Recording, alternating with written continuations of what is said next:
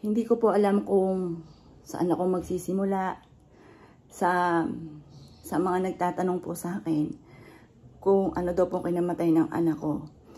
Napakarami pong mga nagtatanong po kung ano at mga haka-haka. Kaya ngayon po sabihin ko po sa inyo ang buong pong pangyayari. Pero sa mga bossing na nagpunta doon sa burol ng anak ko, ay na-share ko na po sa kanila kung ano po yung buong pangyayari. Ano po yun? Siya po ay parang mga Tuesday po yun. Siya po ay, sabi po niya, siya po ay sinisipon at saka may lagnat. Pero ang anak ko pong si Jovelyn ay hindi sakitin kung ikukumpara sa akin pong bunso na anak. Ano po siya?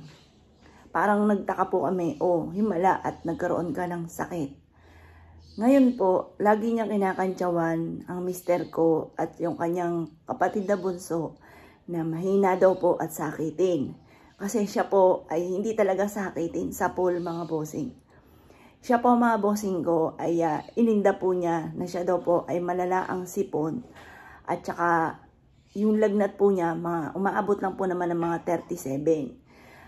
Tapos, pero bali nung mga nakalipas na buwan, nagkakaroon na rin po siya ng mga ganon. Lagi pong ganon.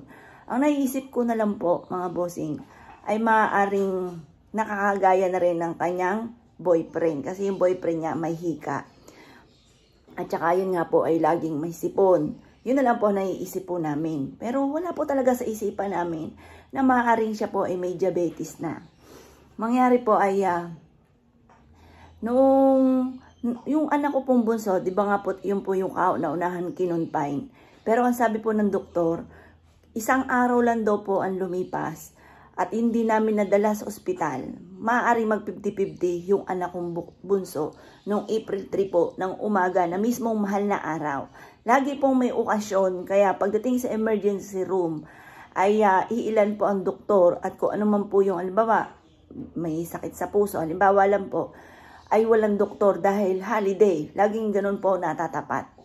Ngayon po, nangyari, nung siya po ay sinamahan ng boyfriend po niya na nagpa-check up dahil kawikaan ko, ay dahil ako nga po mga bossing ko, ay halimbawa yung nagkaroon man ng boyfriend ng aking anak, ay hindi naman sila lumalabas. Laging dito lang po sa bahay ang aking pong anak. Masaya na po yun na nanonood po ng Netflix, nag-aaral.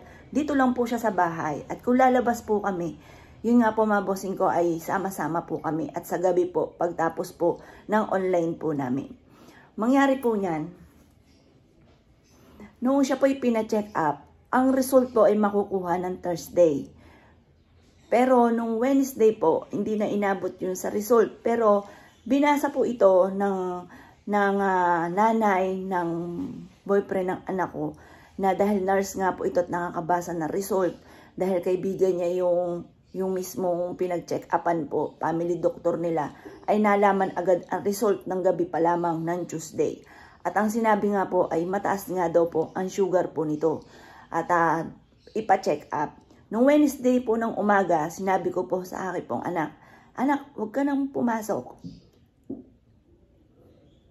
Huwag ka nang pumasok at papacheck up ka namin. Kaso yung anak ko daw po ay may report sa school. Sabi po niya, Mami, hindi ako papasok dahil may report ako sa school. Tapos po nun, tuwing papasok po siya sa school, lagi po yan nagme-message. Lagi naman po ang ganda-ganda po ng anak ko. Lagi po siyang maayos. Minsan nga po kahit nasa bahay, nakaayos po siya, nakabihis. Anak, saan ang punta mo? Sabihin sa akin, Mami, hindi ka na nasanay. Ganito naman talaga ako. Pero ganun po talaga siya. Dinadaan ko lang lagi sa biro. Pumasok po siya ng Wednesday. Sinabi po niya, Mami, nandito na ako sa school. I love you. Lagi po siyang ganun. Sa pula naging tao po yan. Tapos pag sa gabi, good night, Mami. Good night, anak. Love you. Ganun po kami, gabi-gabi. Tapos sa umaga, Mami, tinimplahan na kita ng kape. Hindi po matigas ang ulo ng anak ko. Pero pagdating sa love life, dun lang. Pero pagdating sa mga Napakabait po ng anak ko. Kaya mahirap po pala talaga ang mabait. Maagang kinukuha po. Tapos nang pumasok na po siya, tinanong ko pa po siya, anak, kamusta ng pakiramdam mo? Ang sagot po niya, okay naman daw po siya. Inuurasan ko po kasi 19 pa lang po siya. Wala pong sariling palo. Pagka halimbawang iinom ng gamot, nawawala sa oras. Kaya ako po, sa pulpo, pag yung mga anak ko po yung may sakit, inuurasan ko po. Kahit siya po ay 19 na, inuurasan ko po yung pag-inom po niya ng gamot. Tapos initext ko po siya, anak, alauna ang susunod mong inom ng gamot. Ingat ka dyan. Oo naman daw po. Tsaka, ang ganda-ganda pa rin po niya nung pumasok siya ng huling pasok ng Wednesday na hindi ko naman inaasahan. Ang inaasipan ko lang po ay ubo at sipon. Bagamat sabi nga po ng Kumari ay ipa-check up ko nga daw po at mataas ang sugar. Nag 400 pa daw po ata. Yun po, mataas po ang sugar niya. Hindi daw siya pwede umabsent ng Wednesday. Tapos po pag uwi niya po ng hapon, na-late po sila. Kasi may mga inano po silang mga activity pero hindi na po siya nakakilos. Nakaupo na lang po siya. Nung nag-report po siya ng Wednesday, napakahina daw po ng boses at hindi na makatayo. Pero pinilit pa rin po pumasok.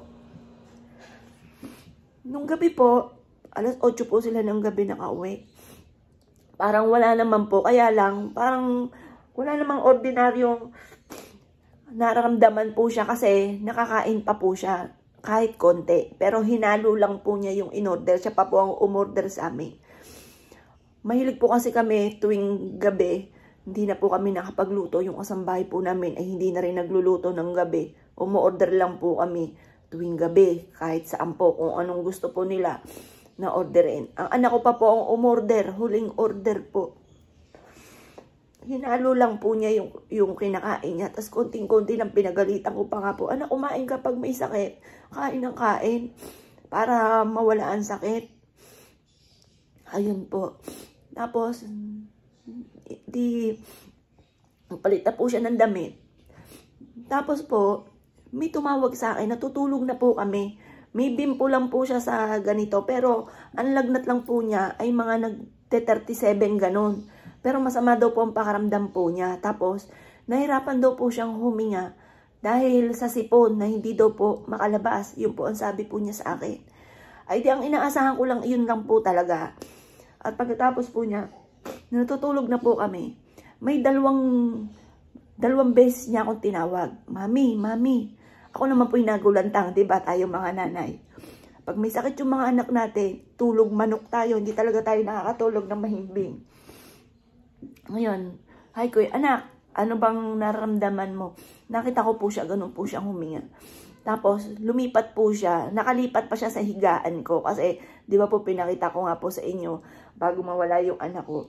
Magpapalaki po kami ng kwarto, kasi nga po, napakaliit naman po mga bossing. Maliit po yung kwarto namin, tabi-tabi lang po kami. Umalis na nga po yung mister ko sa kama dahil napakasikip po namin. Ngayon po, kaming tatlo sa pulpo ay magkakatabi. Ang mister ko nga po yung bumukod na sa kutsyon, sa baba. Kasi nga po napakasikip ng higa namin. Mangyari po niyan, humiga po siya sa tabi ko. Sabi ko, ano bang nararamdaman mo anak? Mami, nahirapan ako huminga. Yumakap po siya sa akin. Sabi ko, anak, ba't ganyan ka huminga? Halika't dadali na kita sa emergency. Ginising ko yung mister ko at saka yung anak kong bunso. Mga ano po yun, magto-12 na. Pagkatapos po doon,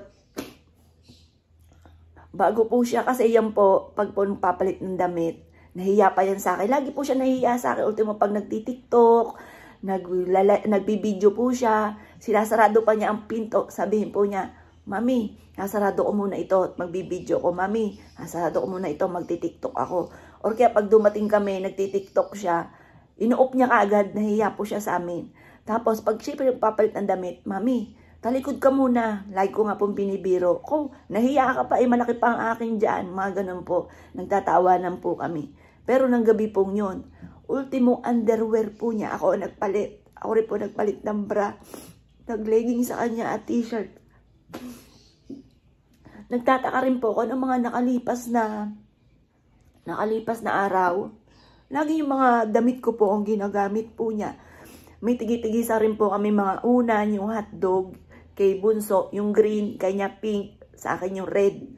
Lagi niyang ginagamit yung red, yung akin. Tapos yung kumot ko, kasi kanya po comforter, may kumot pa po siyang isa na manipis. Yung kumot ko dilaw na luman-luma na, yun ang lagi niya pong ginagamit. Kaya yun po ang dinala ko sa ospital. Tapos po niya, kasi tataka po ako, anong meron bagong labay yun sa iyo at sa akin ay hindi pa nalalaban yun ang gamitin mo. Hindi mami, ito gusto kong gamitin yun sa iyo. Sinusot din po niya yung t-shirt kong white. Yun po mga paramdam niya po sa akin. Tapos, nung huli po ng Wednesday ko, mapapansin niyo po yung my day ko po doon.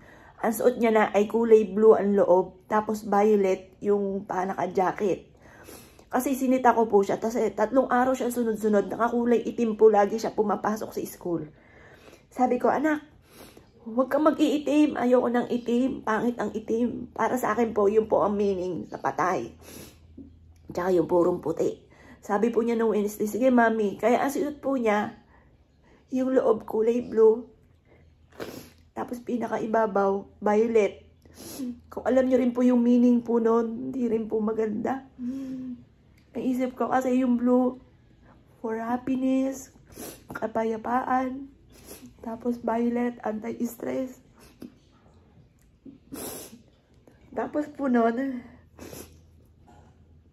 bago po kami umalis ng bahay, sabi po niya sa akin, Mami, nasusuka ako, natatai ako. Inalalaya ko po siya kasi hindi na po siya makalakad. Sumuka po siya, halos mapunong aridoro, 2 flash po ako. Kulay itim po yung sinuka po niya. Yung po pala, sabi ng doktor, ay dugo na daw po yun. Nagdudugo na yung loob ng mga bituka po niya. Pagtapos, dumumurim po siya, pinagalitan ko pa. Sabi ko, anak, napakabaho ng dumi mo. Baka ikaw ay nagpipigil magdumi. Masama yan, huwag kang magpipigil. Pag kinadudumi, dumi agad. Ang sagot lang po niya, opo mami. Tapos pagdating po sa sakyan, yumakap na po siya. Sabi niya, mami, hindi ko na kaya. Tapos nagpunta po kami sa Marian Hospital. Ang sabi po, may sakit daw siya sa puso kasi gano'n na po siyang huminga. Tapos humuhugong na. Wala daw po silang doktor sa sakit sa puso. Meron daw po sa Perpetual. Pumunta po kami sa Perpetual. Pero napakahaba po ng pila sa emergency. At pagkatapos po noon, sabi ko sa mister ko, binyan doctors na ang pinakamalapit. Kaya punta na po kami dito dahil baka mapaano nga po at hirap na pong huminga. At pagkatapos po noon, binyan doctors, hindi na po siya makalakad. Inalalayan po namin siya. Paikot-ikot na po siyang ganyan sa wheelchair. Hirap na po siya. Hindi na po siya makatayo. Tapos po noon, tinanong sa akin ng doktor kung ito daw po ay nagsuka at saka dumumi. Ang sabi ko po ay oo. Ang sagot po ng doktor, matik ko yun. 50-50 na daw yung anak ko.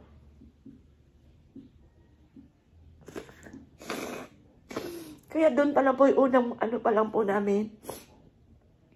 Kami po sobra-sobra nakakaba at iyak. Dahil nga po, ganun ang sabi ng doktor, in-ICU po siya kaagad. Pagkatapos po nun, sinabi po ng doktor na 500 daw po yung sugar po niya. Tapos, ang dami na pong komplikasyon. May komplikasyon sa kidney. Tapos, acid na daw po yung dumadaloy sa katawan at hindi na daw po dugo. Pero ginawan pa rin po ng paraan. Nung pong unang gabi po ng pagbabantay ko sa ICU, kasi doon sa pinto ng ICU, kung naka-experience na po kayo ng ganun, bawal pong pumasok. Yung, halimbawa, ikaw magbabantay kagaya sa anak ko, ako nagbantay sa kwarto, pero sa ICU, may nurse na daw na naka-stay doon, siya nagbabantay. May oras lang po ng pasok doon. Ang oras ng pasok ay 10 to 12. Tapos, 5 to 6. Yun lang po yung oras. Tapos, the rest po, pag lampas na ng 6, bawal na po pumasok. Mangyari po ng alas 3 ng madaling araw, ng unang araw niya po doon sa ICU. Nakita ko siya dumungaw sa may kurtina. Kasi ang katabi po noong operating room. Dumungaw siya sa kurtina, 3:00 na madaling araw. Kinatok ko yung ICU. Tapos, binuksan naman ang pinto. Ang sabi, Mami, bawal mong pumasok. May oras ho tayo ng dalaw. Hindi ko pinakinggan kahit magalit yung nurse. Sabi ko, kung nanay ka, mauunawaan mo ko. Tinatawag ako ng anak ko. Pumasok po ako doon. Nakita ko po yung anak ko. Lumuluwa po siya. Hindi po siya gising. Tapos nakanganga po siya. Tapos ang daming mga salpak-salpak o ano-ano. Meron din sa bibig, oxygen. Lumuluwa po siya. Pinapairan ko lang po siya ng luwa. Tapos, ni-request nung nurse kasi mahaba po yung kuko niya, 'di ba? Sumali po sa pageant. Gupitan ko daw po, gawa ng hindi nila makakuhanan daw po dito ng heartbeat. Kaya ang ginawa ko naman para makasama ko na matagal ang anak ko, tinagalan ko po ang pagkugupit ng kuko para makasama ko siya. Luha po siya ng luha pero di na siya nagsasalita.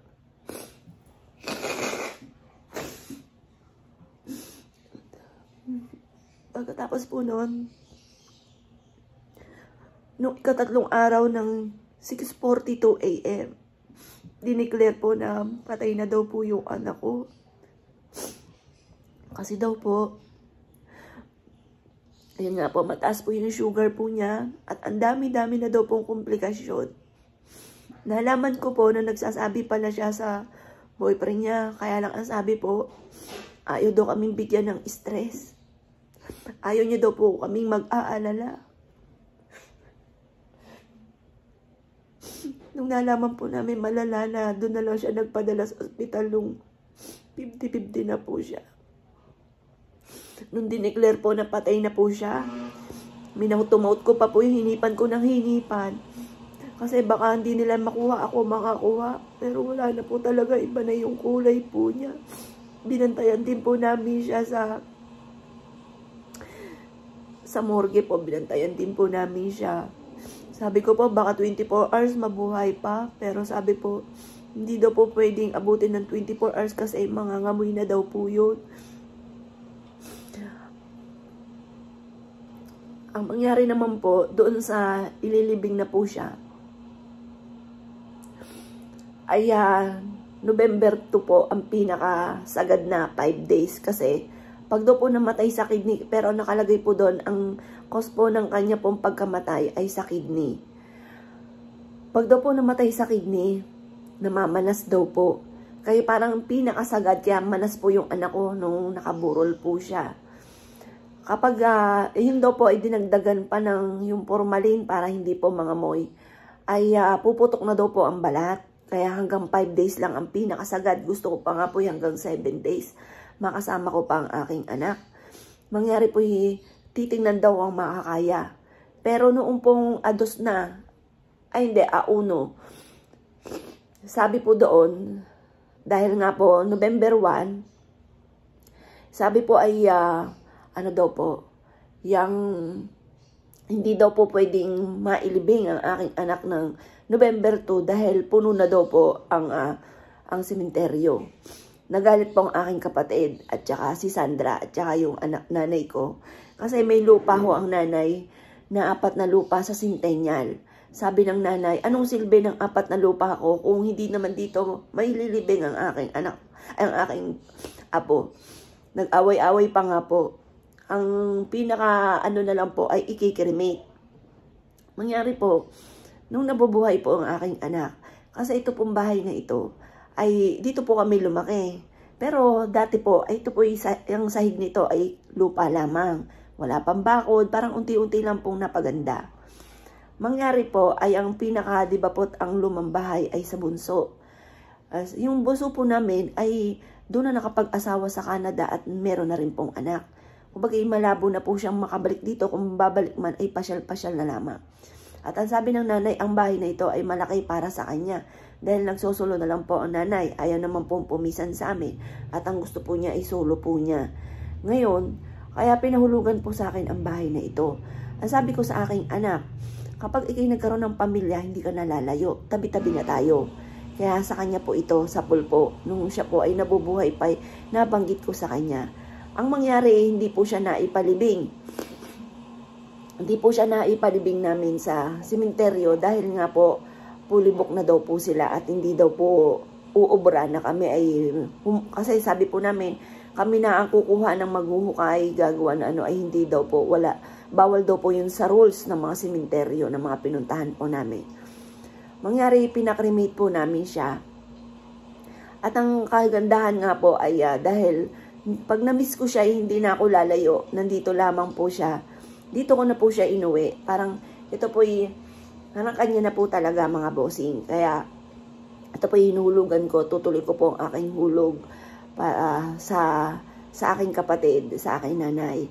Dahil ito nga po ay pinangako ko sa aking anak na sa kanya po ito. Siguro kaya nangyari po yon ay hindi mapalibing kung saan, ay dahil gusto niyang umuwi po dito. Dahil pinangako ko nga po na kanya po ito. Ayan. Ito po mga bossing. Pinagawan ko po siya ng kanyang mga larawang yan. Yan. Tapos, ito po mga bossing, yung abo po niya. Yan. Tapos, ito po kahapon, nalaglag po itong bulaklak nito. Di namin alam kung paano siya nalaglag. Imagine niyo po yan. Yan. Meron siyang ganito. Yan. Basta nalaglag po siyang ganyan. Tapos pati itong ano ng kandila, nalaglag. Yan po yung aking pinakamamahal na anak. Tapos, ito naman po yung, pinakita ko na rin po sa inyo, yung kanyang kwarto. Sabi po niya dati, Mami, gusto ko yung parang pang-artista. Yan po. Ayan. Yan po siya madalas nagbibideo. Yan. Dito po sa kwartong to. Dito siya lagi nag-i-stay. May kasambahay nga po kami umalis na takot. Nagpaparamdam daw po sa kanya. Tapos, ito po yung kanyang walk-in closet. Yan, di ko pa nga po naayos. Yan, yung kanyang walk-in closet. Yan, sapatos niya. Ayan po. Tapos, nandito po yung Christmas tree na binuo nila Oli. Ito po yun. Yan. Yan, dahil ito nga po ay usapan namin. Ay sa kanya po ito. Kaya siguro, nangyari po ay ganon. Napakasakit mga bossing. Talagang hindi ko matanggap. Kanina nga po umaga, pugtong-pugto itong mata ko mga bossing. Pugtong-pugto siya. Tapos ang dami niya mga paramdam dito. Pero hindi man ako natatakot mga bossing. Gusto ko pa nga po na magparamdam siya sa akin. Magpakita siya sa panaginip. Nakikita ko siya sa panaginip, pero patay na po siya sa panaginip. Parang siguro kawikaan niya, tanggapin ko na po yun nangyari. Iba-iba po yung damit niya sa panaginip ko. Iba-iba po yung mukha po niya. Pero sabi, 40 days daw po. Akit na daw po sa langit ang kaluluwa po niya. Minsan dito po, biglang nakakaamoy po kami ng amoy bulaklak. Ganun po. Pero hindi man ako natatakot kasi alam ko nandyan lang yung anak ko. Ayan po mga bossy. Yan po yung buong pangyayari ng November ng 25 po yun. Dati mga bossing, pag nakakarinig kami, nag-aantabay lagi kami ng anak ko kung kailan magpapatugtog ang mga Christmas song. Ngayon, lagi nagpapatugtog, wala na yung anak ko. Dati masayang-masaya ako mga bossing. Ngayon, pagka nagpapatugtog, naiiyak lang ako. Hindi ako masaya. Ang 2023 ang pinaka-worst na taon para sa akin. Kasi diba, tayong mga nanay, parang inaasahan na po natin na tayo ang ililibing ng ating mga anak kasi matanda tayo. Napakasakit mga bossing ko na magpalibing ng anak.